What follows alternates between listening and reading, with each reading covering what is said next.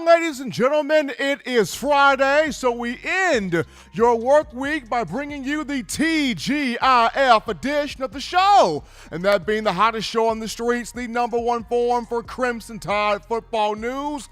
In my own words, with yours truly, Stephen Smith of Touchdown Alabama Magazine. Appreciating everybody for tuning in to the network channel and show on this evening. Got a lot to get to, a lot to talk about. Billy O'Brien, it's official. He is the new offensive coordinator and quarterbacks coach for the Crimson Tide.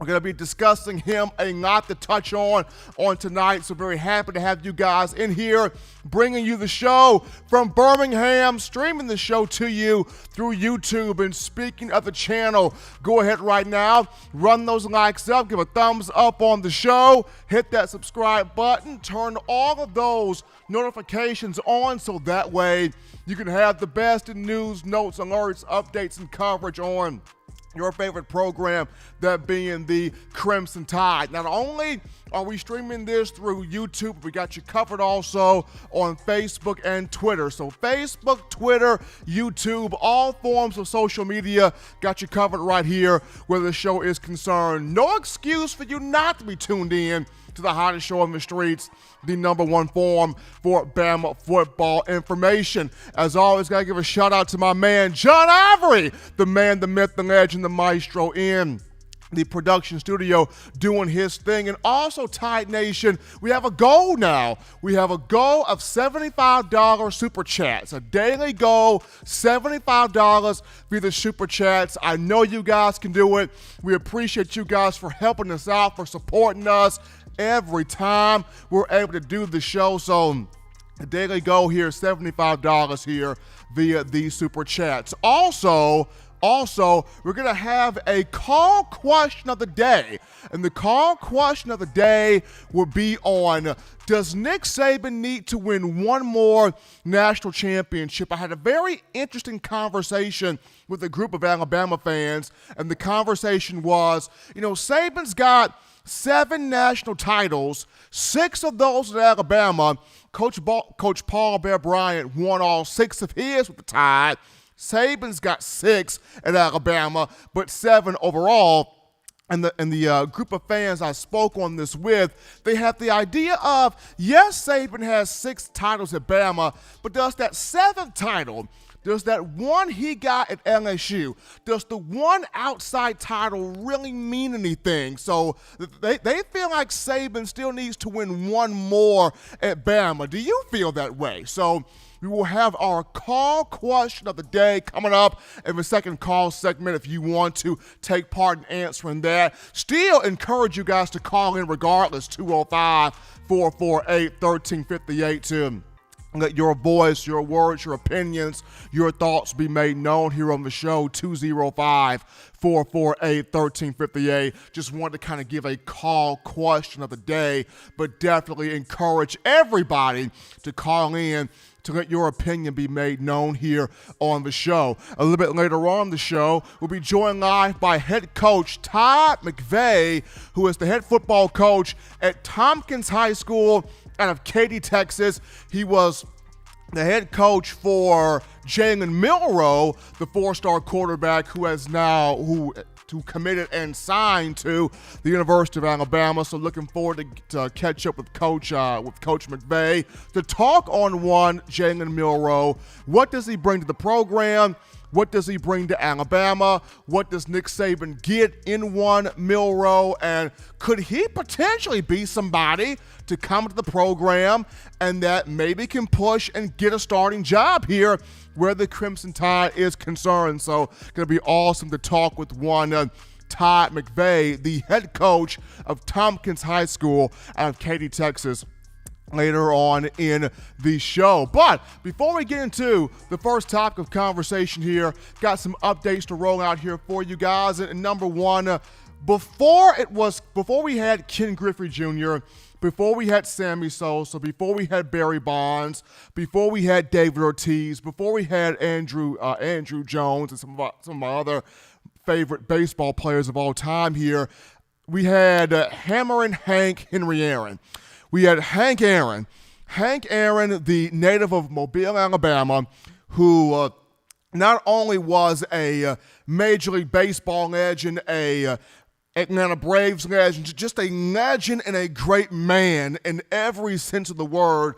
We lost Hammerin' Hank Henry Aaron today at 86 years of age, died via natural cause in his home in Atlanta, and somebody of whom meant so much to the game to where he broke the color barrier. He played in the Negro American League first, and then he broke the color barrier playing in Major League Baseball. Somebody of whom had one of the sweetest swings of all time, was the home run king. He passed Babe Ruth with 715 home runs.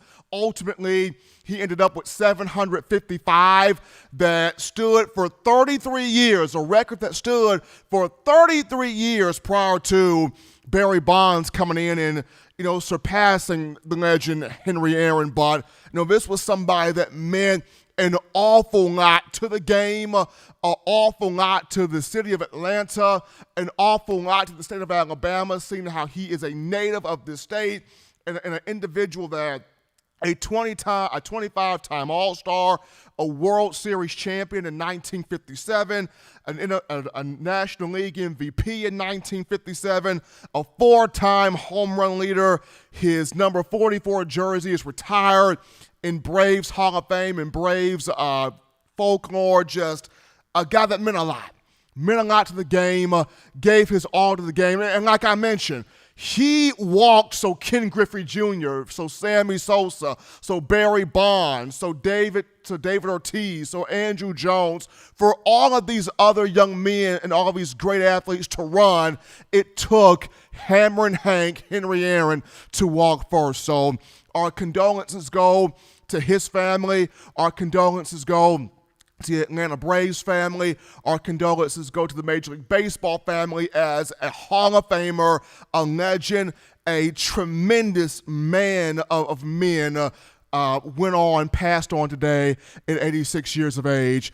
Definitely salute my condolences to one Henry Aaron, somebody who not only meant a lot to the game of baseball, but just a tremendous ambassador and a man amongst men. Really appreciate what Hammerin' Hank Henry Aaron did for the country and for the game itself. But definitely wanted to give that an update there, shouting out one and commemorating one and giving my condolences to one Henry Aaron, passed away today at 86 years of age. And we throw the word GOAT around kind of loosely at times, but Hank Aaron, that was the GOAT right there. That was the real, true GOAT in every sense of the word. But we dive in now. First topic of conversation here on today's show, trying to keep myself from crying here of Hammerin' Hank Henry Aaron passing away. But we look at now, it's official, folks.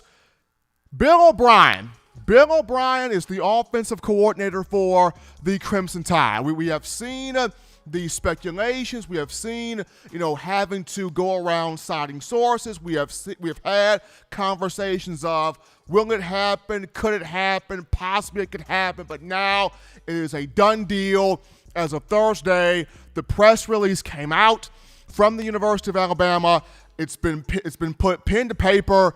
Bill O'Brien is the offensive coordinator and quarterbacks coach for the University of Alabama, the Crimson Tide. For the 5th time since 2016, Nick Saban and Alabama will be embracing a new offensive coordinator.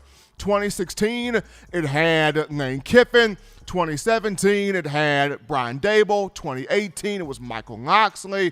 2019 through 2020, you had Steve Sarkisian. And now Alabama is putting its arm around Bill O'Brien, coming over from the National Football League as its new and latest offensive coordinator. So now the question becomes, we can get down into really having a conversation about what does Alabama gain in the move of hiring Bill O'Brien? What does this mean?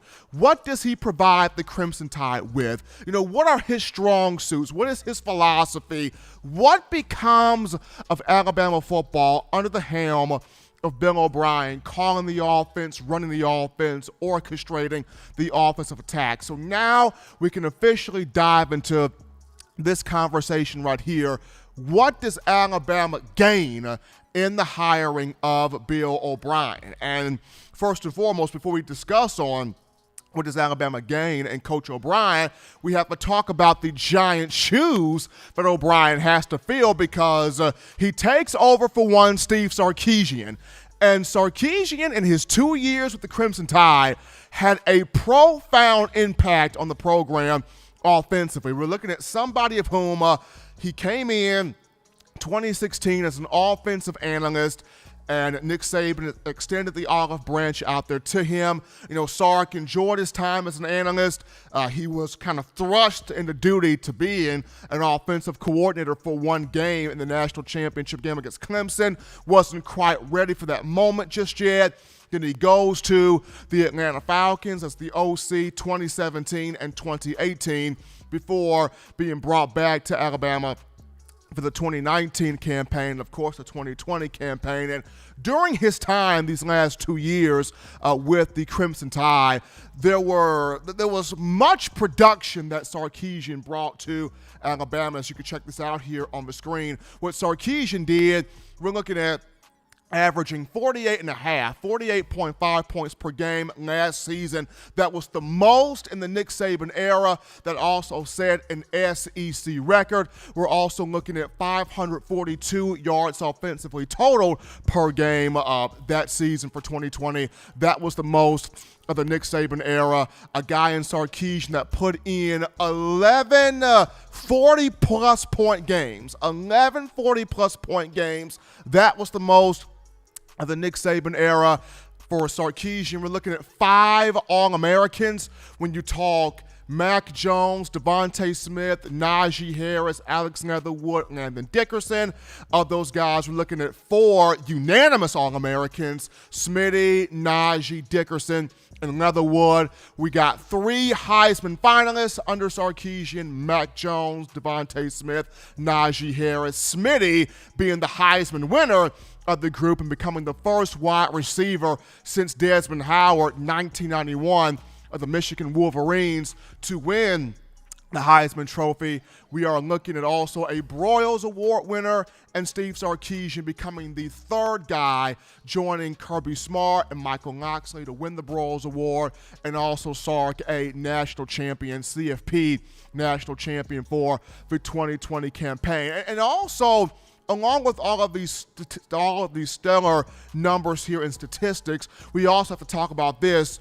Of the coordinators, of the top assistant coaches that Nick Saban has had, most of them have gotten the infamous butt chewings, the infamous chewings there from Coach Saban on national TV.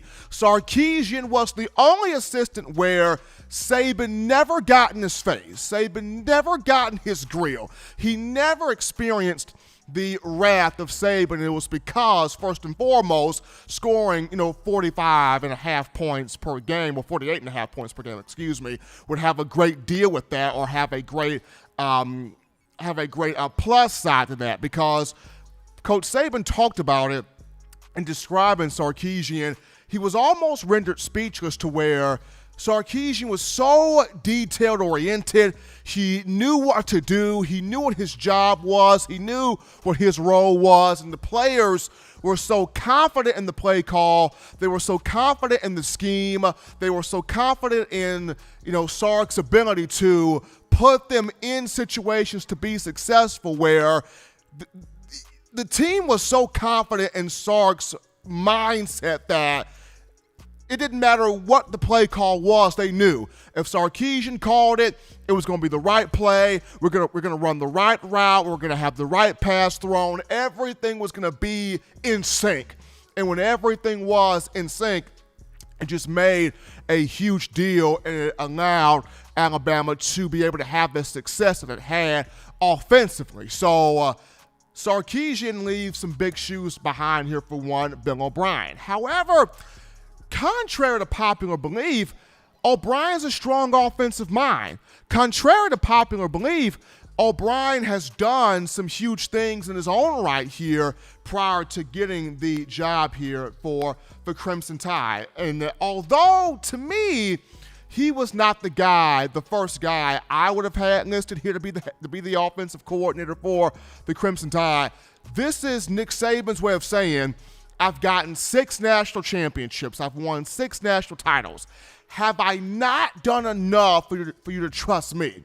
Have I not done enough? Have I not earned that right for you to trust the moves that I'm making, the decisions I'm putting out here? Have I not earned that right as the head coach for you as the fans, for people in the media? Have I not earned that right for you to trust what I'm doing? So here's the move here from Coach Saban and bringing in one Bill O'Brien and stating how being able to make this thing work here regardless of who the coordinator is offensively or defensively. So for Coach O'Brien, we're going to actually look at sort of his finest moments here prior to coming to the Crimson Tide. And he coached in college from 1993 to 2006, so he's been a part of the college game, but he got his big break. The 51-year-old got his big break in 2007 when he was hired by Bill Belichick to the New England Patriots. And for 5 seasons from 2007 to 2011, he was an offensive assistant. He was wide receivers coach, quarterbacks coach, and offensive coordinator during that time there. But, in that time when he did all those things, O'Brien, his best season came in 2011, where he literally did the best. He did big things for Tom Brady. 5,235 passing yards for Brady. That was a career high. Still a career high for Brady. 39 touchdown passes. A passer rating of 105.6. Helped out Ben Jarvis, Green Ellis there at running back, 11 touchdowns. Was a huge mentor for Wes Welker, for Rob Gronkowski, for Aaron Hernandez prior to his tragic death there, for Deion Branch as well. Also in 2011 with Bill O'Brien, the Patriots had the number 2 total offense, the number 2 passing offense, the number 3 scoring offense, and the number 2 offense in terms of first downs. Even when in his time with for the New York Jets, for the Penn State Nittany Lions. Penn State Nittany Lions for 2 years. He had Matt McGloin, put him in the NFL at quarterback, a former walk-on. He even mentored Christian Hackenberg and assisted him off to the NFL as well as a second-round draft pick in the 2016 venue.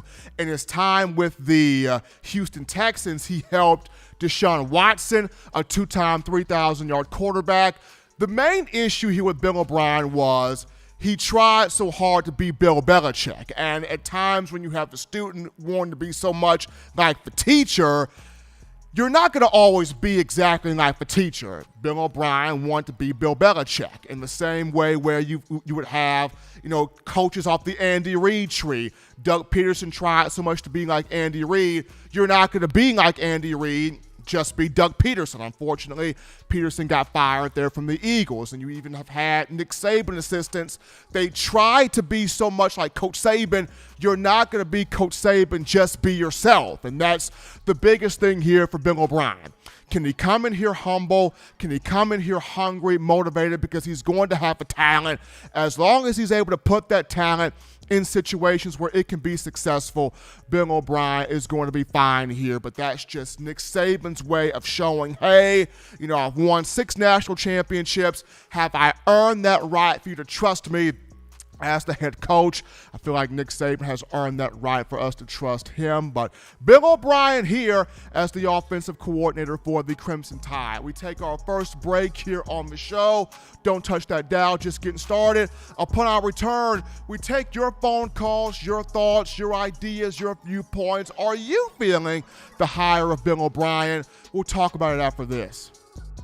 You're watching In My Own Words with Stephen M. Smith, brought to you by We Own the Fourth Quarter. Get your 4-finger bling necklace today by visiting weownthefourthquarter.com. Throw them foes up. Every sports fan deserves the proper representation presentation, Whitwell Sports introduces to you the Title Towel. Wave that Title Towel in the air like you just don't care in support of Nick Saban and the Alabama Crimson Tide. Only $9.99 and it lasts a lifetime. Head on over to whitwellsports.com and get your Title Towel today. Remember the taste of Grandma's delicious sweets? Emily's Heirloom Pound Cakes brings back those precious memories with just one bite. Each cake made from scratch. They make the perfect dessert to share with family and friends for any occasion, and ordering is easy. Visit emily'sheirloompoundcakes.com. Click the online store and shop. Then pick up your fresh cake at the kitchen in downtown Homewood. Order yours online at emily'sheirloompoundcakes.com. Emily's Heirloom Pound Cakes, making memories from scratch.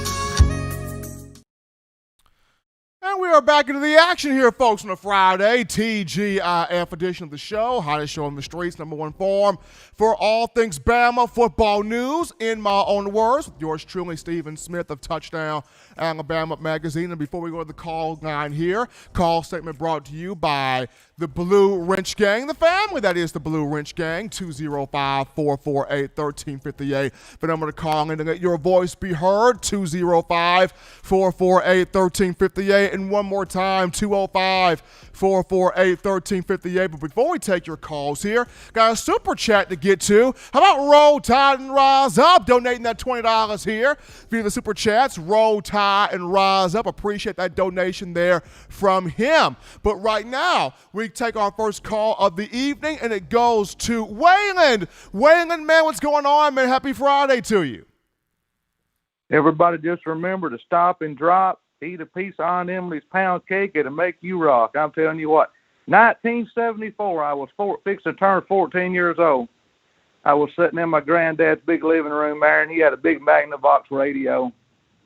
A beautiful fireplace. The wall was there. He's been passed away a long time.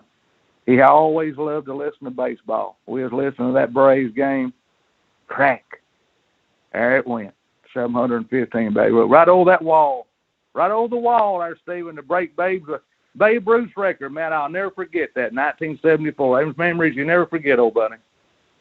Memories you never forget, and that's why Hank Aaron, one of the greatest of all time, the greatest of all time, in my opinion. I mean, once again, he walked so that guys like the Barry Bondses, the Ken Griffey Jr.'s, the Sammy Sosas, he walked so that those guys could run and could have the success that they had in their careers. And, a native of Alabama, a Braves legend, a baseball legend, a Hall of Famer, it doesn't get any better than what Hank Aaron presented to the game and to people in general. No, it don't. As much as my granddad loved to listen to Alabama football, he loved to listen to baseball too. He was a huge baseball fan. But, the question, does Nick Saban surpass Coach Bryant in national championships? He's got 7 greatest of all times. There's no doubt about that. But if you put it in the Paul Bear Bryant Museum, he's tied with Coach Bryant 6-6 head-to-head. The old-timers like me look at it like this. He's got one more to beat Coach Bryant's record. I don't want to put people down, upset them, make them mad, say I'm not on Nick Saban's side. I'm a Nick Saban man 1,000,000%, period. I don't ever want to hear no foolish talk like that. But he's got one more to go, Stephen, before he breaks the real GOAT's record. But anyway, everybody's entitled to their opinion. That's the way it goes. That's why we're here to chat. Everybody looking good in the chat, 98. Everybody in the chat saying hello. I love every one of y'all. Y'all have a great weekend. Stay safe. We'll discuss Coach Bryant Monday, celebrate, the passing of Coach Bryant, and remember him with a smile on their face. And everybody just tune in to TDA, donate. They love all y'all. They appreciate everybody. Y'all keep it going on here. I got to get this knee get back going, Stephen, where I can kick somebody's hind end. I got to get off here. John, hold that camera straight. Stephen's looking good tonight. I got to get out of here. Justin doing a great job. I'll see y'all Monday. Bye-bye, everybody. Appreciate that call and coming in from Waylon, starting us off here on a Friday. We take our next call. You are live on the show. What's going on tonight? Live on the show, caller. What's going on? Well, we lost that call. We take our next call, though. You're live on the show. What's going on? Good evening, Stephen. It's Kevin, Dallas, Georgia. How you doing this evening? Doing good, man. And yourself, how you feeling? Pretty good, pretty good. Just had to answer your question in reference to Coach O'Brien. I have to say that I'm a little, I'm not really feeling it. But hey, when it comes to Coach Saban, right now he's batting 1,000 when it comes to OCs. So I'm just stay tuned as far as that's concerned. And also, I was going to ask you, as far as if you had to put it on a scale of 1 to 10, Stephen, how would you state? I mean, how do you feel as far as in reference to Kevin Sumlin serving in the capacity that Jeff Banks did? Because I know that we need that extra hand as far as that Texas recruiting. I would see on a scale of 1 to 10. On a scale of 1 to 10, I would go 6. I would not mind having Kevin Sumlin in here. Now, of course, there are about 3 to 4 other names that Nick Saban is going over. In particular, you're looking at Jay Boulware, who was the special teams coach at Texas. He's in there. Jody Wright is in there also. So there's a couple of names that Saban is looking at. But I would not mind having Kevin Sumlin just due to the success he had at Texas A&M. But on top of that, like you mentioned, the recruiting ties that he has to the state of Texas and getting somebody that can understand these young men also, I would not mind having Kevin Sumlin. What do you think? And I mean, just keeping it 100, Stephen, what do you think is the biggest reluctance as far as across the board? Not just saying as far as the University of Alabama, but across the board as far as why hasn't, even in an analyst respect, that Kevin Sumlin hasn't been hired? To be honest, I feel like people look at what he did at A&M and maybe he didn't really have the impact that people thought he would have. I thought he had a pretty good impact, but, once again, when you're coaching down there at Texas and they have the oil tycoons down there, the oil money down there, they feel like we should be on the same level as the Alabamas, the LSUs, the Georgias, the Floridas, what have you. And if we're not on that same level, then there's a problem here. And because someone did not, I guess, get that program to winning an SEC championship or competing for national titles, that's kind of a scar on his eye. Is it right for it to be a scar on his eye? That's not, but that's how kind of people sort of see that, being how he did not have the big success there at Texas, but at Texas A&M, we appreciate that call there. But I wouldn't mind someone coming in here. I would love to see someone get a call. I would like to see someone be addressed. I would like to see someone get an opportunity, but we will see how Nick Saban goes about doing this. But the topic actually for the call-in was in terms of Coach Saban versus Coach Bryant, and I had a conversation with a couple of Alabama fans, a few Bama fans that go back to the Paul Bryant regime, and the talk was, okay, Saban has national championship number 7, so he has to be above Coach Bryant, right? He is above Coach Bryant in this regard. But going back to the fans that I spoke with, they were like, well, Stephen, is he really above the Bear? Is he really above Coach Bryant? Because all 6 of Bryant's championships came in one area. All of Bryant's championships came in one basket. And that one basket was the Crimson Tide. He got all of his championships at Bama. Saban has 6 at Alabama. He has 7 overall, but he has 6 at Bama. We only care about the ones at Bama. The one he got at LSU, that was the outside title. That was the outside championship. Do we really give that attention? Do we really give that any pay? Do we really pay that any mind? And the analogy that the fans brought to my attention is kind of an interesting one. So the analogy they brought was, Stephen, let's say, you had 6 children, Stephen. Let's say 5 of your children came by one woman. One woman bore all 5 of your children, Stephen, and those 5 are loved by that woman because they all came from her. They all came from her. So she has a special bond with those 5. Now, you got your 6th child on the outside by this other woman here, Stephen. Now, the woman that you got the 5 with, she gonna love her 5 because those are her 5. She can choose to love the one outside child, and if she does, it just makes her an even more special woman because she's loving the outside child too. But she doesn't necessarily have to love the outside child because it's not hers. It didn't come from her. So for Alabama fans, for the pure Bama fans out here, we appreciate the all 6 of these that Nick Saban got at Bama, but that one on the outside at LSU, we really don't pay that any mind. So the question becomes, does Saban really need to win one more at Alabama to give him 7 fully at Alabama, or does winning one here really truly matter? So that's just a question there for conversation.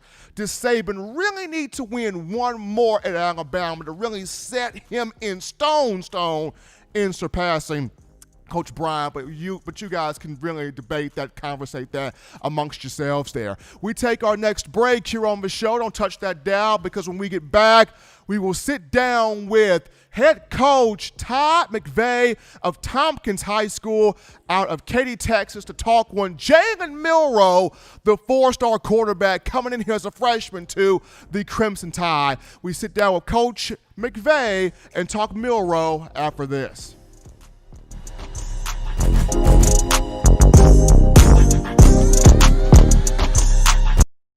You know what we do at the start of the fourth quarter. We throw them foes up. But now you don't have to wait until the fourth quarter. Get your 4-finger bling necklace at weownthefourthquarter.com. It's the first and only logo that captures the essence of all Crimson Tide players and fans as we represent the legendary Alabama football fourth quarter dominance. Get your 4-finger bling necklace right now at weownthefourthquarter.com. Get yours today and stun on them haters. Touchdown Alabama Magazine is Alabama football's premier publication. A subscription to Touchdown Alabama Magazine is the perfect gift for any Alabama fan. For exclusive news and information, recruiting updates, a free annual print magazine, and more, go to touchdownalabama.com and click join. Only $7.95 per month, or pay $74.95 for a full-year subscription. That's a yearly saving of $20. Go to touchdownalabama.com today and roll Tide.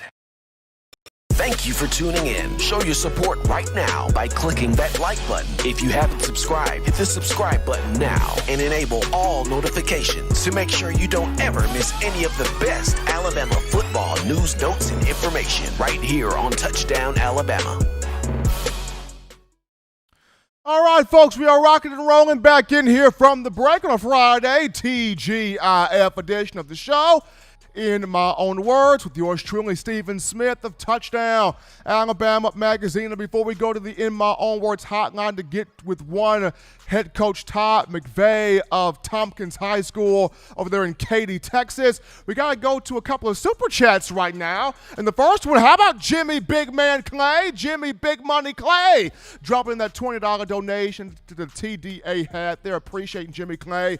And also one Corey Curry donating that $3.99 to us here via the super chat. So we appreciate Jimmy Clay and Corey Curry helping us out there on the show.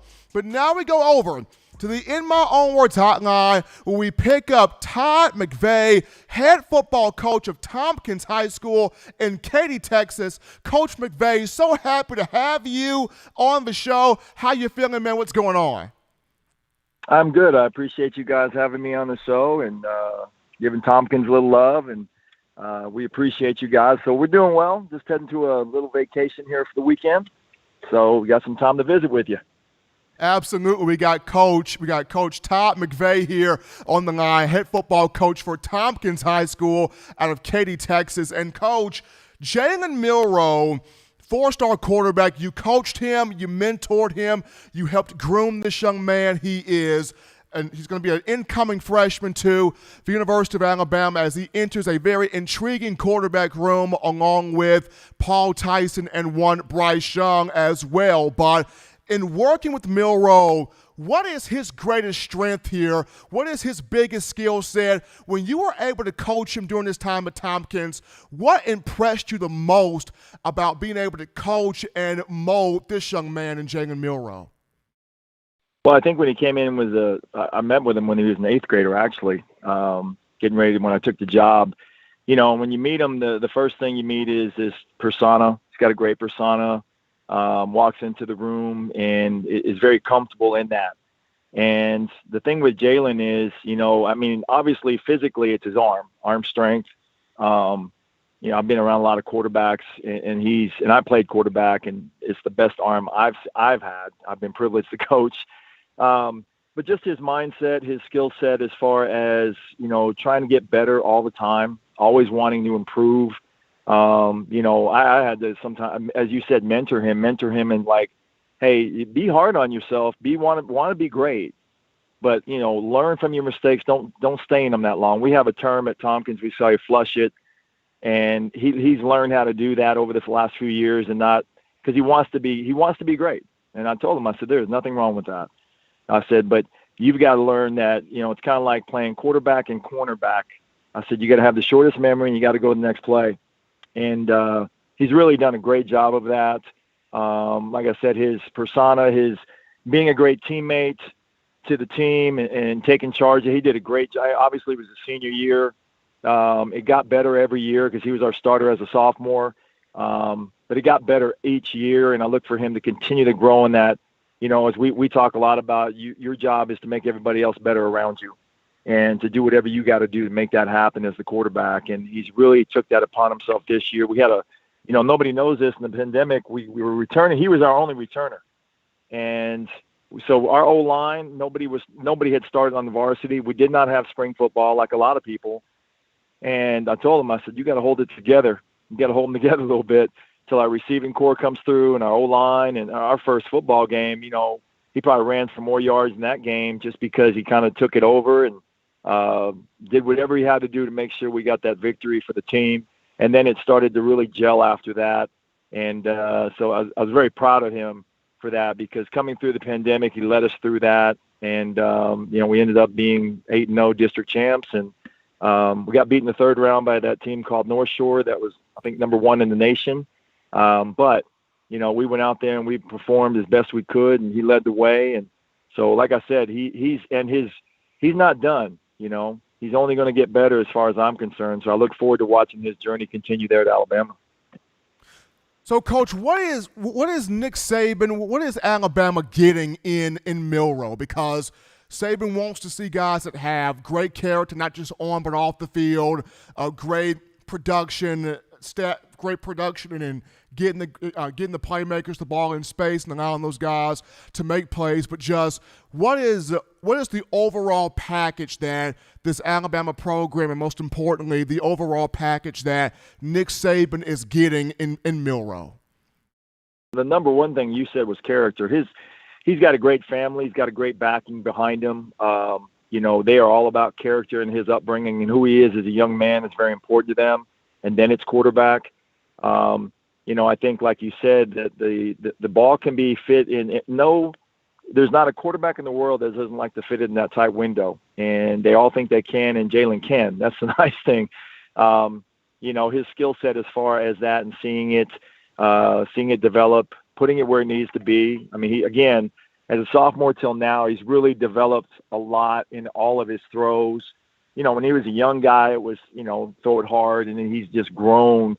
And, and again, the thing that they're going to be able to do there is continue to mold him into what he's going to be able to do. I think, obviously Alabama Coach Saban's a pretty good football coach. As I was listening to your analogy of the six and all the wins with him and the Bear, very good analogy. I might have to save that for something later, but they do a great job there. They're going to continue to develop the how he sees the field now, because like I told them in high school football, we do with what we have, we develop what we have. I said at Alabama, they're going to recruit to put a whole lot of weapons around you. And I think that's where he's going to just explode with that. So I'm excited to see him to go in there and obviously learn the offense and see what those guys do with him. If you're just tuning into the show, ladies and gentlemen, on a Friday, we got the head football coach of Tompkins High School out of Katy, Texas, Coach Todd McVay, on the phone lines right now to talk one Jalen Milroe, the 4-star quarterback that signed with the Crimson Tide, and looking forward to seeing him play and him develop in his journey here at Alabama. But Coach McVay, there are a lot of Bama fans really excited about Milroe. They're saying, don't sleep on this young man. He has a lot of ability. He has a lot of potential. He has a lot of upside.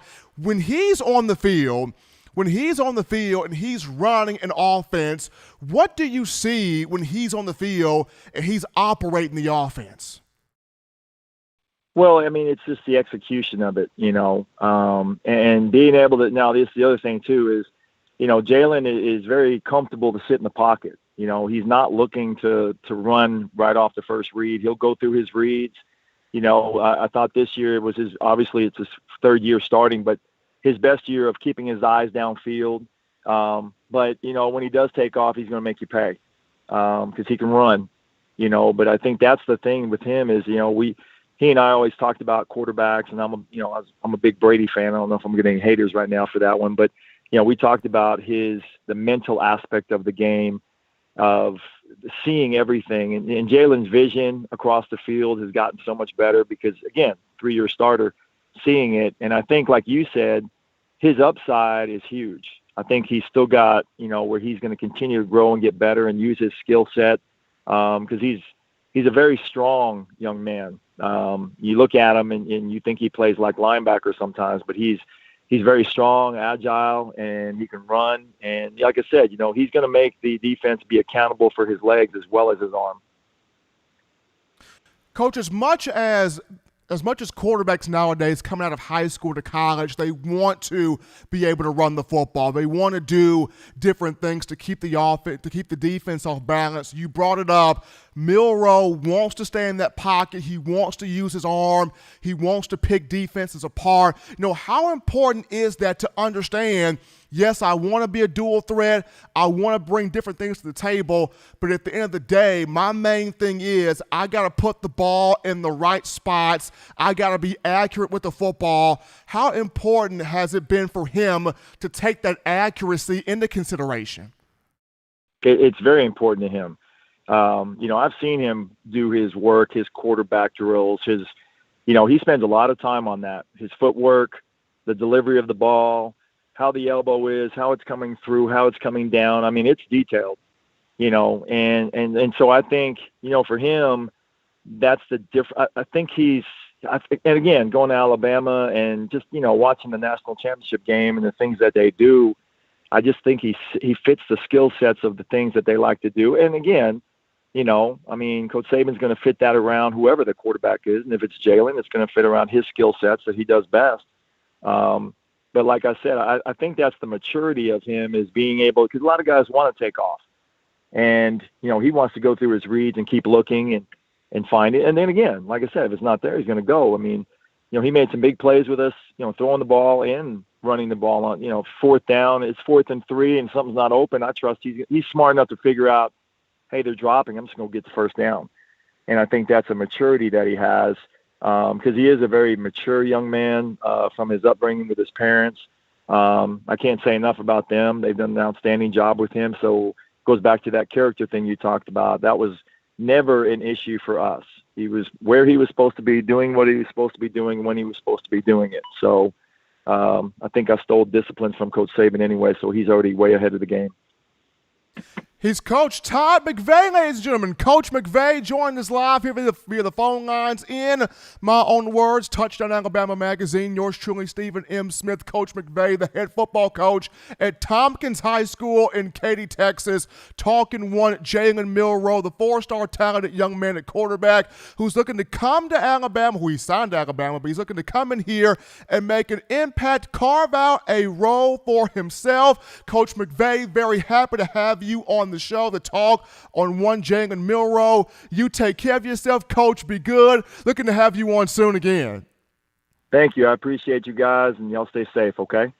Absolutely. That's Coach Todd McVay, the head football coach at Tompkins High School over there in Katy, Texas, talking one Jalen Milroe. Excited to see what this young man will be able to do here at the program. Can he come in? Can he push? Can he battle? Can he carve out some playing time? Going to be very interesting to watch him in the spring, and then most importantly, coming up in fall camp in the fall or in the month of August here. But we take our next break on the show. Don't touch that dial, because when we get back, we dive back into the phone lines to entertain your phone calls, your thoughts, your questions, your opinions. We get to a dialogue with you, the Alabama fans, after this.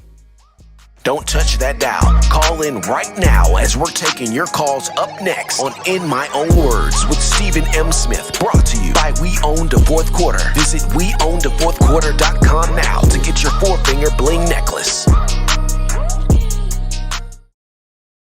You know what we do at the start of the fourth quarter. We throw them foes up. But now you don't have to wait until the fourth quarter. Get your four-finger bling necklace at weownthefourthquarter.com. It's the first and only logo that captures the essence of all Crimson Tide players and fans as we represent the legendary Alabama football fourth quarter dominance. Get your four-finger bling necklace right now at weownthefourthquarter.com. Get yours today and stun on them haters.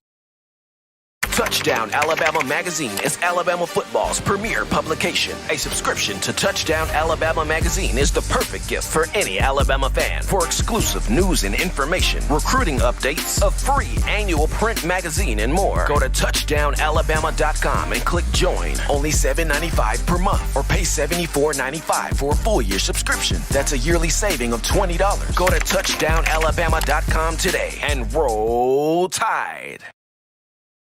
All right, people, we are back in from the break on the number one ticket for Crimson Tide football news, In My Own Words, with yours truly, Stephen Smith of Touchdown Alabama Magazine. Appreciating Coach Todd McVay, the head football coach of Tompkins High School in Katy, Texas, joining us there in that recent segment. In the previous segment, talking about one Jalen Milroe.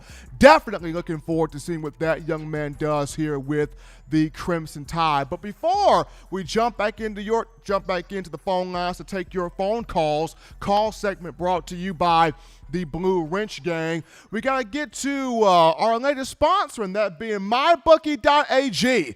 MyBookie.ag. So here it is, people. You feeling fortunate, you feeling lucky, you feeling like you're going to win some money, you feel like you got the skills to pay the bills in terms of making those correct wagers. Check out our guys at MyBookie.ag. Make the right play and sign up today at MyBookie.ag. And when you do make the right play and you do sign up, you use the promo code TDAlabama to get your deposit matched halfway, all the way up to $1,000. You can't beat that with a stick. You cannot beat that with a stick. You make the right play, you sign up today at MyBookie.ag, you use the promo code TDAlabama, get that deposit matched halfway up to $1,000. MyBookie.ag. That is MyBookie.ag. Check them out today. Latest sponsor to Touchdown Alabama Magazine. But we now jump back to the phone lines here to take your phone calls. 205-448-1358. 205-448-1358. We take a call right now. You're live on the show. What's going on? What's going on, Steven? What's happening with you? Hey, this is Johnny from Daphne. I heard you on the Raleigh and Constance show yesterday. You were talking to Atlas Aaron and Kenny King, and I heard Kenny Atlas talking about JUCO. Bama had two JUCO kids that came from Hutchinson, and I've been hearing some good things about them. But they said both was banged up last year, Ronald Williams and L.T. Eichner. They said this year they should be in the rotation. I'm just trying to get your word on what you heard about them. Now, I heard Ronald Williams. Now, who's the other name you said? A kid named L.T. Eichner from Daphne, Alabama. Coach Kenny King coached him, and I was speaking to him about him, and he was saying he was banged up last year. He was saying, you know, good things should be happening for him this year, coming off the injury that he had coming out of JUCO. Now, starting off with Ronald Williams, I mean, he could have had some really big playing time this past year. Unfortunately, he fractured his arm in a fall camp, the last 2 weeks of fall camp. Now, he's in a loaded defensive back room. The good thing for him is Patrick Surtain is off to the NFL. So can he win that second corner spot opposite Josh Jobe? He'll be battling Marcus Banks. He'll be battling Kyrie Jackson and possibly also JaQuincy McKinstry. Now, the good thing for Williams is he's already got a year of experience inside the playbook. That's huge for him. But with his play on the field, though, if he can beat out Jackson, McKinstry, and Marcus Banks. It's a big deal there. It's a big opportunity for Ronald Williams. He's got the size at 6'2", 196 pounds. I remember Pete Golding talked about it. He's got the size and the speed to be an SEC caliber corner. So this is going to be a huge spring for Williams, and I think he can do it. As for Eichner on the defensive line, I like him. He's got size, he's got power, he's got quickness. And with, Alabama losing or graduating Christian Barmore to the next level, the thing with Eichner is going to be is, can he get that technique in order? If that technique has gotten cleaned up, I think Eichner is going to have a huge play here in terms of being a rotationary guy. But I like Eichner. I like Ronald Williams. If he can stay healthy, he will be on the field. He can get some playing time definitely in that secondary as he looks to start. But we appreciate that call right there, coming in asking about Ronald Williams Jr. and Eichner there in that rotation of the defensive line. But we take our next call here. You are live on the show. What's going on? What's up, man? What's up, Uncle? I've been waiting on your Uncle Charles. What's going on? Well, I just been sitting back listening to everybody, just enjoying the show. So you let everybody say what they have to say, and then I said, once we win this national championship, I'm just going to call back. I hate to be the one that, just kind of digging in and twist it, but I am the one that's going to dig in and twist it. I told you that Alabama wasn't playing this year, but didn't nobody want to believe it. So let me just get to my company. I want to say this. Coach Bryant was one of our legends. He's the only one that shut the state of Alabama down when he passed away. Man, I couldn't get a cold drink. But he had that much power. And when he talked in that locker room, what a pin drop. Well, that went over. He didn't get you just out there on that football field. He got you on the practice field. It'd be 110 degrees, and Coach be up there with that bullhorn, and you be out there about to die out there, 110 degrees. And Coach said, can we get a water break? Coach said, a water break? You better run that play about 100 more times. Let me tell you something. When he walked out there to Legion Field, and he ain't going that foul line, he laid up against that goalpost with that hat cocked to the side like he was a true gangster. And he was a legend. No question about it. He was a legend. But there's one more legend that we got to talk about, and that's Nick Saban. Yes, he tied Val Bryant's record. Yes, he's a great coach. Yes, he's one of the greatest coaches of all time. But Nick Saban is something different. He's the best coach of our generation. In closing, somebody asked me, what kind of jelly do you eat? And I said, Bama jelly. What kind? Grape. Baby, it tastes so sweet. And we're number one. I know the nation hate it, but you can't do nothing about it. It's all right. And we're coming back again, station near you. Just wait and see. And that's all I got to say, bro. Appreciate that from Uncle Charles, man. Bama jelly, man. Grape jelly, strawberry jelly, don't matter. Uncle Charles is coming in here hot with the call, man. Appreciate him. We take our next call of the evening. You are live on the show. What's going on? What's up, Steven? This is Sean from Huntsville, man. Sean, how you doing, man, what's brother? going on with you? Dude, crazy. I love it. He said, Bama jelly. That's classic, man. You need to record that call, put it on the commercial. You know what, Sean? I had a debate with myself between Bama jelly or Smuckers, but now with Uncle Charles, it's Bama jelly all the way. Bama, that was classic. Forget Smuckers, man. Bama jelly all the way. Yeah, man. That's classic. Shout out to that, man. That was great. Uncle Charles, man. Shout out to everybody in the chat, all the brothers in the chat and sisters in the chat. Wanted to call real quick and give a quick comment on me and Corey Curry and Willie 351 down in the chat was speaking about the receiver room next year. And it's crazy. I know we already talking about next year, man. And I wanted to kind of pick your brain real quick and see what you thought. I had heard that Javon, they was extremely high on Javon, but they was worried about his blocking. That's what I kept hearing. And I was kind of concerned with Mechie because Mechie seems like he has trouble getting off press for some reason. I'm not really sure what it is. Or maybe it was just an opportunity thing. I'm not really sure. I kind of wanted to pick your brain and see what you thought about the receiver room next year. I like the receiver room next year. I feel like with Mechie, I know Mechie drops some passes, and it's kind of difficult when on the opposite side of you got Devontae Smith, who rarely ever drops the ball, period. But I think Mechie grew from this past season in getting the opportunity that he got. He's going to be, and it's going to make him even better. I think Javon Baker got better as a blocker as the season went on. I'm excited to see what he does. Slade Bolden is kind of your Mr. Reliable guy. He's not a speed guy. He's not a burner, but he's a possession receiver. He's going to catch the football. But I look at these young guys coming in, the Asia Halls, the Ja'Cory Brooks, the JoJo Earls, the Christian Learys. Those guys are going to be really fun to watch because after Julio Jones, and you can throw Kevin Norwood in there as well, Bama has yet to have a 6'2", 6'3", 6'4" guy really, really pop. I mean, Cam Sims could have been that, but injuries took Cam Sims. Injuries took Robert Foster. Injuries took Derek Keefe. Injuries took a lot of the taller receivers. So my thought's going to be, when you look at Asia Hall, who's 6'2", 6'3", when you look at Ja'Cory Brooks, who's 6'2", can we finally get a bigger body receiver for the first time since Julio and since Kevin Norwood to really become something? That's my big question. But, Sean, we appreciate the phone call. I absolutely appreciate that call there from Sean. We take our next call of the evening. You're live on the show, man. What's going on? Hey, how you doing? Doing well, and yourself? I'm doing good. I was going to ask you, how do you feel about the running back room after Najee Harris leaving? Do you think Brian Robinson can take that on, or do you think we'll see A.J. McCollum play more?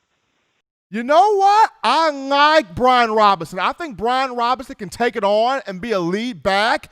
I think a combination of he and Trey Sanders as 1-2 would be really good. But seeing Keilan Robinson come back is going to make it really interesting because he now looks like an SEC running back. So even with Najee Harris gone, and I'm going to miss Najee because of the talent and the production he brought, I think Brian Robinson and the guys behind him, they're going to carry it on. This running back room's going to be good. But we appreciate that call, buddy. Thank you. Absolutely appreciate that call right there. Love the running back room. I think Brian Robinson's got it going, and I think the other guys behind him, especially with Keilan Robinson coming back, really like what this running back room's going to do here starting off in the spring. But cool topic here as you guys continuing to get your phone calls in. 205-448-1358, the number right there, 205-448-1358. But even though Alabama and the job that Greg Byrne has done as athletic director, and Greg Byrne has done an outstanding job, Alabama has decided to pay homage to its former AD, Bill Battle, and an AD that I had while I was at the University of Alabama myself as a student. Now, 2011 to 2012, I had, of course, Mal Moore, and then from 2013 to 15, my graduating year, Bill Battle was the AD for the Crimson Tide. But Alabama has dedicated its sports athletic training complex after Bill Battle. So it's now known as the Bill Battle Sports Athletic Complex. So kudos to the Crimson Tide for dedicating the players' facility, the training facility after one Bill Battle. As the AD, Coach Battle got a chance to witness the 2015 national championship team under his leadership, and Coach Battle did a great job during his time here with the program, as he served as the athletics director for the Crimson Tide. Really enjoyed what he was able to do and ushered in. But happy to see that the Crimson Tide was able to take the athletic sports complex and name it after him, and really showing the gratitude that they have for him while he served in that capacity at the program. But we take our next break here on the show. Now, upon our return, I'm going to dive into the Keilan Robinson conversation. He has transformed his body. He has gone from being just a speed guy to the absolute Terminator. And there are two reasons why Robinson's return to the Tide is really, really big. And we'll dive into Keilan, and we'll touch on those two reasons why his return is huge after this.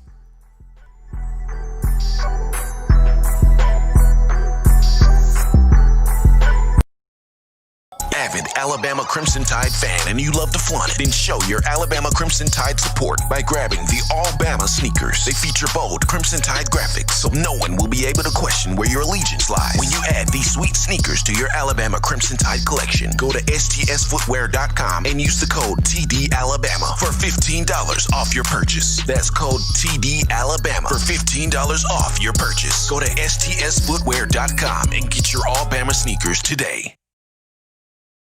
Touchdown Alabama Magazine is Alabama football's premier publication. A subscription to Touchdown Alabama Magazine is the perfect gift for any Alabama fan. For exclusive news and information, recruiting updates, a free annual print magazine, and more, go to touchdownalabama.com and click join. Only $7.95 per month, or pay $74.95 for a full year subscription. That's a yearly saving of $20. Go to touchdownalabama.com today and roll Tide. Thank you for tuning in. Show your support right now by clicking that like button. If you haven't subscribed, hit the subscribe button now and enable all notifications to make sure you don't ever miss any of the best Alabama football news, notes, and information right here on Touchdown Alabama.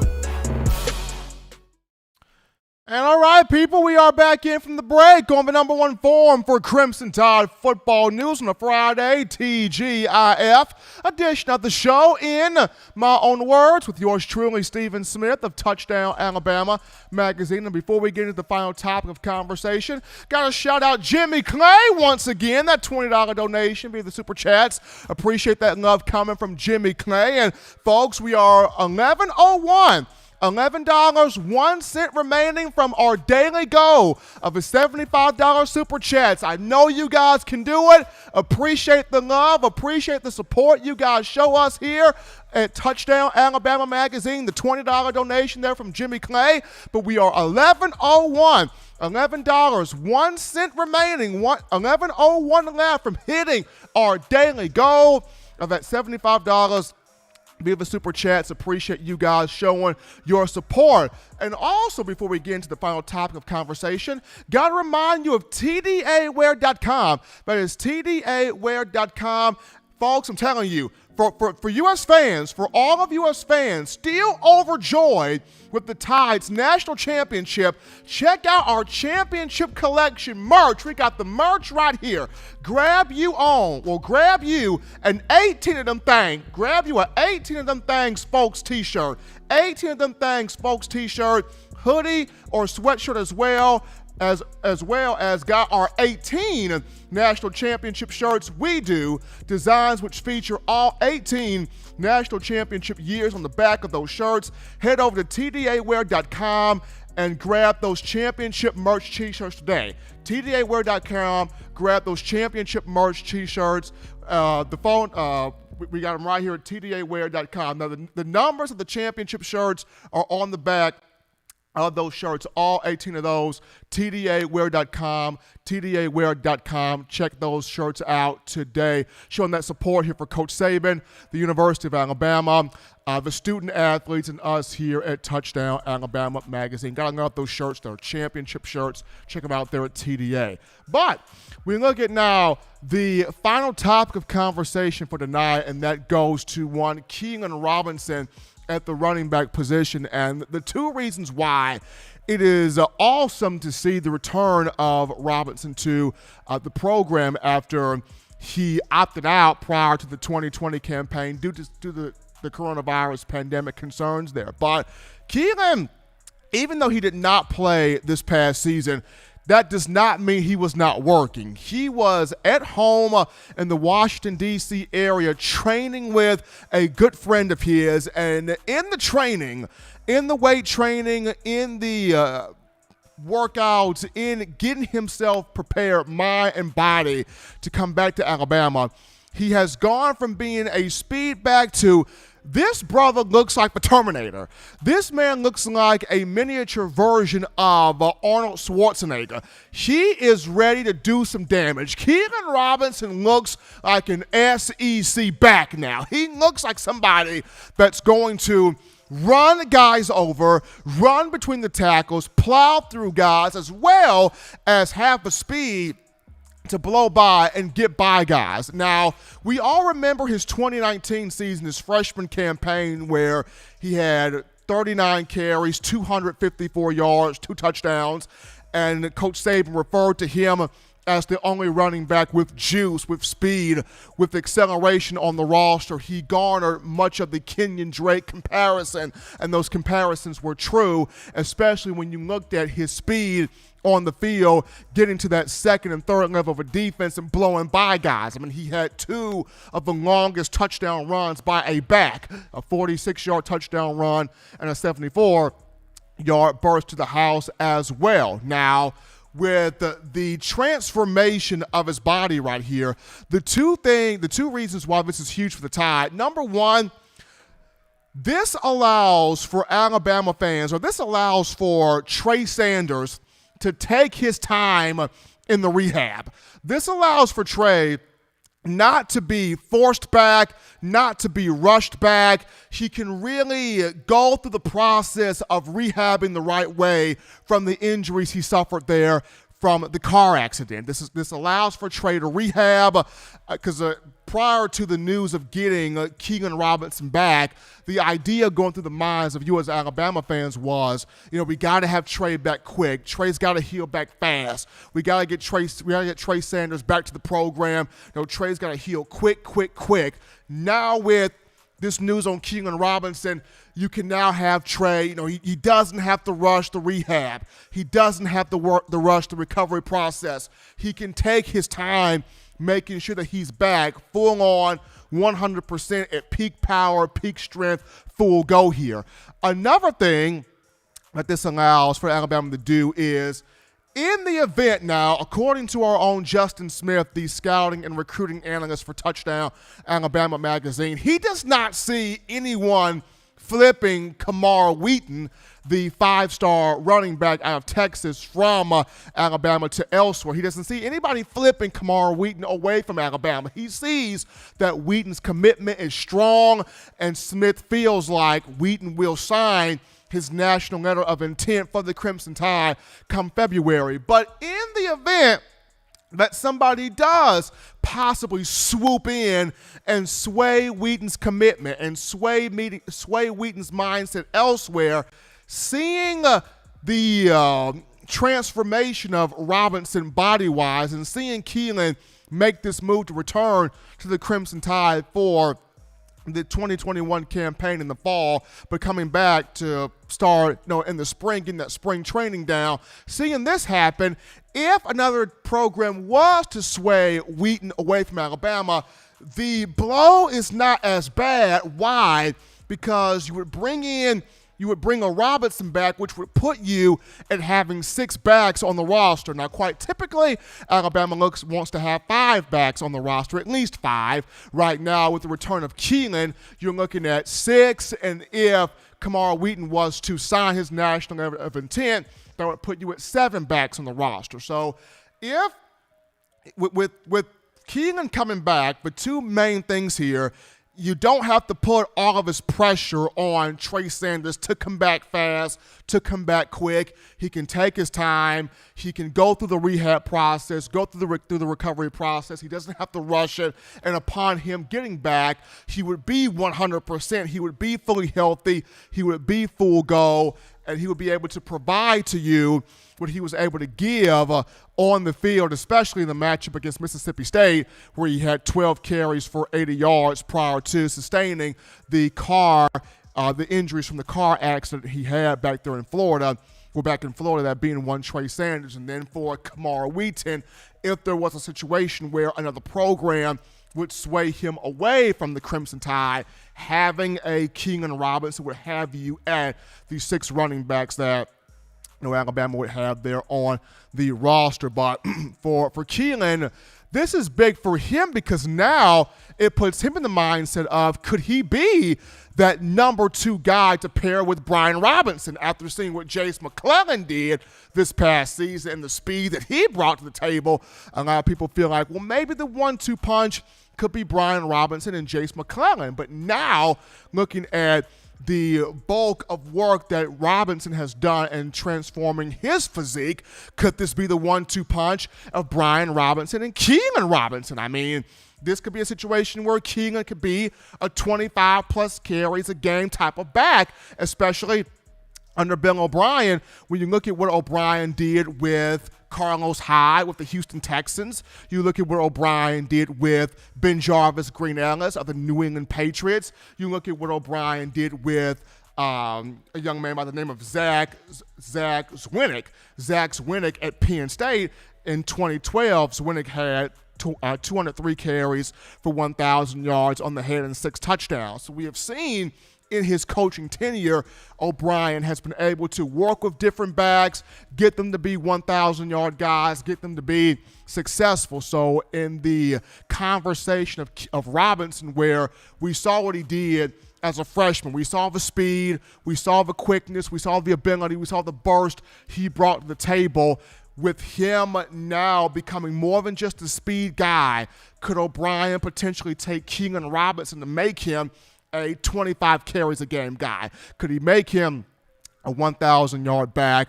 That will be something to see. That will be something interesting to take into consideration here. But Robinson transformed his body, built up his body, looks like an SEC back.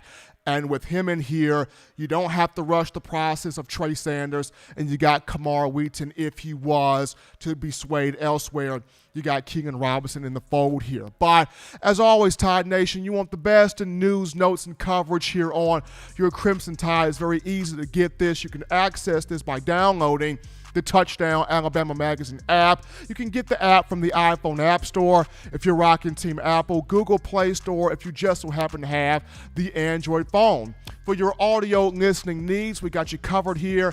iTunes or Apple Podcasts, Spotify, Stitcher, Spreaker, Overcast.fm, TuneIn Radio, or iHeartRadio. We got you covered there. If the good and gracious Lord sees fit, I'll be back on Monday to continue the conversation that is Tide football. Looks like we have reached our goal here as Devin Holden donating at 11:01 via the Super Chats. Appreciate that from Devin Holden. And also Jimmy Clay coming back again with that $12 donation. So we appreciate Jimmy Clay. We appreciate Devin Holden and everybody that supported us today in reaching that goal of $75 via the Super Chats. Appreciate the love that you guys have shown and continue to show to us here at TDA. As always, Tide Nation, you can purchase individual copies of Touchdown Alabama Magazine. Have those sent to your door. That link will be in the description. Also, the print edition of the magazine coming soon. Print issue of Touchdown Alabama Magazine coming soon, folks. And if you want to get that print edition free copy of that print edition, you go to touchdownalabama.com. You sign up, you click join, you become a member today. touchdownalabama.com, go to the site, register, click join, become a member so that you can be, or become a subscriber so that you can get that free print issue of Touchdown Alabama Magazine that is coming soon. You can also copy that 4-finger bling necklace, 4-finger bling jewelry, courtesy of WeOwnTheFourthQuarter.com. That link will be in the description also. But until next time, people, folks, husbands love your wives. Wives appreciate, value those husbands. Children continue doing those things legitimately now to not be bored as the weekend is here. Be sure to get you those 3 hearty meals a day, those 3 great laughs a day. Protect yourself, protect the loved ones around you. Until next time, folks, spend in my own words.